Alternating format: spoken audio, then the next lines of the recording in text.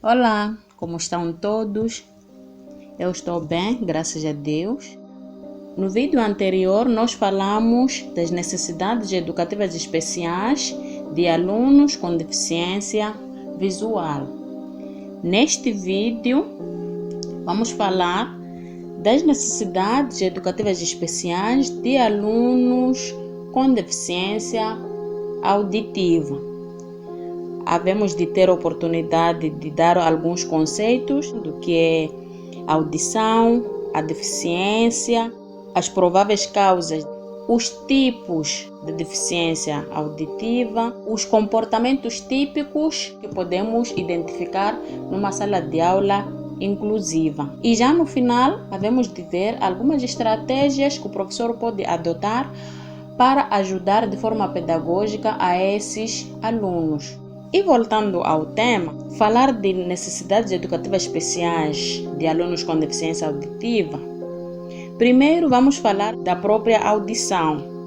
A audição é um dos 5 sentidos da espécie humana e outros animais, possuindo a capacidade de captar ou de escutar vozes, sons e outros ruídos do meio ambiente até uma determinada distância, dependendo da intensidade e da pressão sonora impressa por eles. Agora, o que seria a deficiência auditiva? A deficiência auditiva é a perda de forma total ou parcial desta capacidade da pessoa poder escutar vozes, sons e quaisquer outros ruídos do meio próximo ou distante desta pessoa. As causas da deficiência auditiva, seja ela parcial ou total, são biológicas e ambientais. As causas biológicas são aquelas congênitas, podem ser hereditárias ou genéticas e ocorrem principalmente nos períodos pré-natais, quando a mãe está grávida.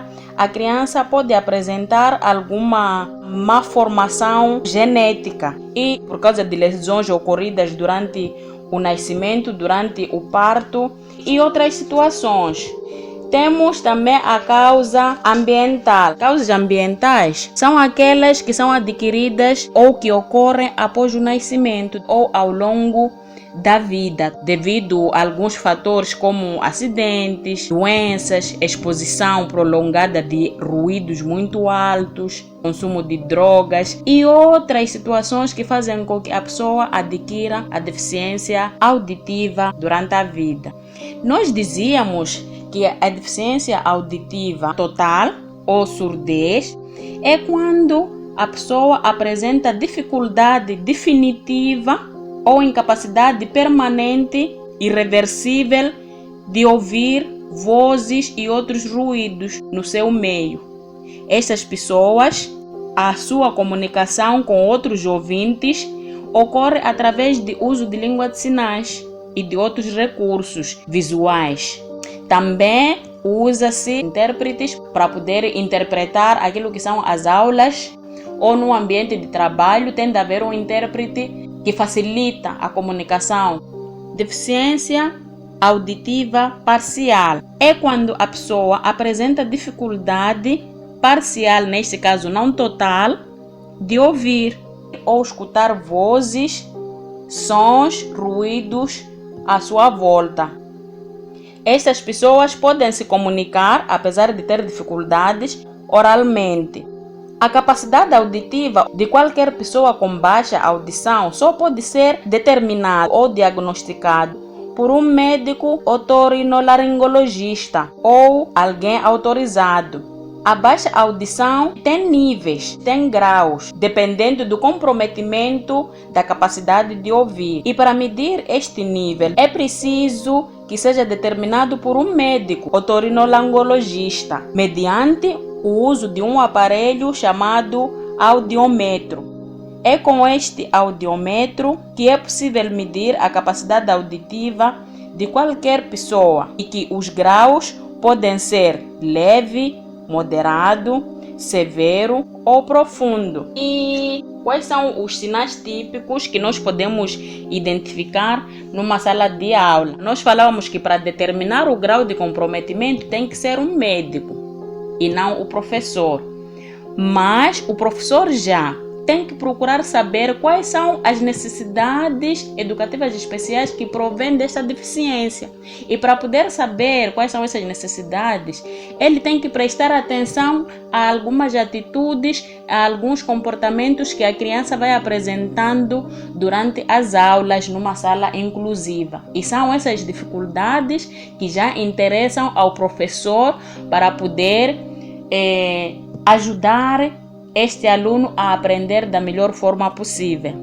Então, quais seriam alguns comportamentos? Nós vamos trazer aqui alguns para servir de um ponto de partida para o professor prestar mais atenção. Uma das atitudes, um dos sinais típicos identificáveis na sala de aula inclusiva em alunos com deficiência auditiva é a falta de reação na presença de um estímulo, de um ruído alto, por exemplo, o telefone, a campainha, uma buzina e outros aparelhos sonoros. A criança simplesmente não reage. A criança apresenta dificuldades de pronunciar as palavras. Apresenta um baixo vocabulário, porque ela, como não ouve bem, o seu vocabulário é muito baixo.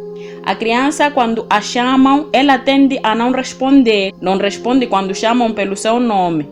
A criança também tende a posicionar o ouvido que escuta melhor a direção onde vem o som. A criança também tende a prestar muita atenção para a boca da pessoa que está a falar para poder perceber o que quer dizer através dos seus lábios, da sua expressão labial.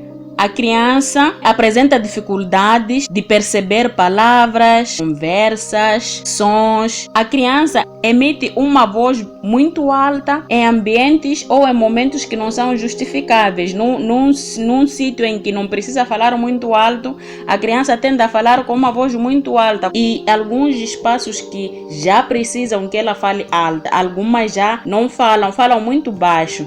Apresenta a tendência de escutar a rádio ou a TV, outros aparelhos com um volume muito alto. A criança apresenta dificuldade em escutar sussurros, conversas em locais pouco barulhentos. A criança pede sempre para que repitam o que se diz. Quando alguém fala, ela sempre pede para repetir. A criança tem também dificuldades de acompanhar, escutar e perceber letras de alguma música que esteja a ser tocada. Apresenta dores de cabeça, de ouvidos, um ou os dois lados, aparecimento de líquido claro ou pus num dos ouvidos ou nos dois.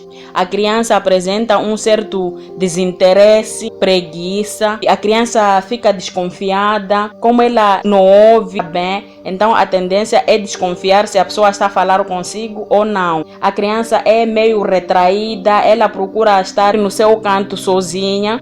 A criança zanga-se facilmente quando ela percebe que as pessoas não entendem o que ela quer falar, o que ela quer comunicar, porque ela, como tem baixo vocabulário, então a tendência é a fala não desenvolver, porque a audição está muito ligada à fala. Então, se ela não consegue ouvir, perceber as coisas, se ela tem deficiência auditiva, isso também vai influenciar na sua comunicação, nas palavras e tudo. Quando ela é feita uma pergunta, por exemplo, quando o professor coloca uma pergunta, ou mesmo em casa a mãe coloca uma pergunta, ela pode responder fora do contexto. Lá em casa a mãe pede para trazer água, vai buscar uma outra coisa que não seja água. Ou até nem chega a ir, porque ela não percebeu e acaba respondendo fora do contexto. Esses, como dizia, são alguns comportamentos, são algumas atitudes, podemos encontrar tantas outras que podemos nos basear. E uma vez que o professor já identificou essas atitudes, comportamentos, sinais de alerta, o que vai fazer? O que é que tem que fazer? O professor, numa sala inclusiva, deve procurar sempre adaptar os conteúdos, as aulas que ele vai dar, ajustar a realidade da criança. Pode utilizar sistemas de comunicação alternativos, como a língua de sinais, a mímica ou o gesto. O professor aqui, sempre que estiver na sala de aula, tem que procurar estar à frente do aluno, falar de forma bem articulada para a criança poder acompanhar a sua expressão facial e sempre à frente do aluno. O professor pode usar também desenhos, a sua expressão corporal. Enquanto o professor estiver a falar, tem que fazer uma expressão do seu corpo. O seu corpo também deve comunicar com a criança. E tantos outros recursos que podemos encontrar, imagens, figuras, para apoiar este menino a perceber a matéria. Usar técnicas de avaliação. Por exemplo, nós podemos fazer uma prova adequada à realidade daquele aluno. Adaptar a prova, mas sem fugir daquilo que são os objetivos essenciais da avaliação. Deve procurar colocar sempre o aluno na primeira fila, havendo necessidade, para ele poder ouvir o máximo possível o professor. Falar de forma clara possível, evitando virar as costas ao aluno enquanto fala com ele, porque ele precisa fazer a leitura facial, labial do professor. Então, em nenhum momento ele pode virar as costas para este mesmo aluno ou para a turma enquanto estiver a explicar a matéria. A fala tem que ter uma melodia e tem que ser um vocabulário mais simples possível para facilitar a compreensão deste aluno na aula. Deve solicitar, sempre que necessário, um intérprete para ajudar na sala de aula, uma vez que provavelmente o professor não tem a língua de sinais ainda. Então ele pode solicitar um intérprete se for possível, mas também, se não for possível, nós dizíamos que ele pode usar gestos e vários outros meios para melhor se comunicar com este aluno. O professor pode dar mais tempo ao aluno para responder às perguntas, falar com naturalidade, clareza. O professor não precisa falar num tom muito alto para já não atrapalhar o aluno. Evitar ficar em frente à janela ou debaixo de outras fontes de luzes, pois o reflexo pode dificultar o aluno de visualizar a articulação labial e a postura do seu corpo na articulação da língua de sinais ou dos gestos. Então, o professor sempre tem que ficar num sítio onde a criança pode lhe ver totalmente sem algum impedimento. Quando estiver a falar, o professor não pode colocar a mão na boca, porque o aluno precisa ver a sua boca. A máscara é uma das coisas que dificulta a comunicação com este aluno. O professor deve sempre fazer uso do material didático. O material didático é muito importante para todas as crianças, principalmente os alunos que apresentam necessidades educativas especiais, precisam visualizar imagens, figuras que ajudam nesta comunicação, a compreensão da matéria que o professor está a dar. O professor, sempre que fala, deve procurar repetir as palavras essenciais, repetir as perguntas, as respostas e alguns comentários durante a aula.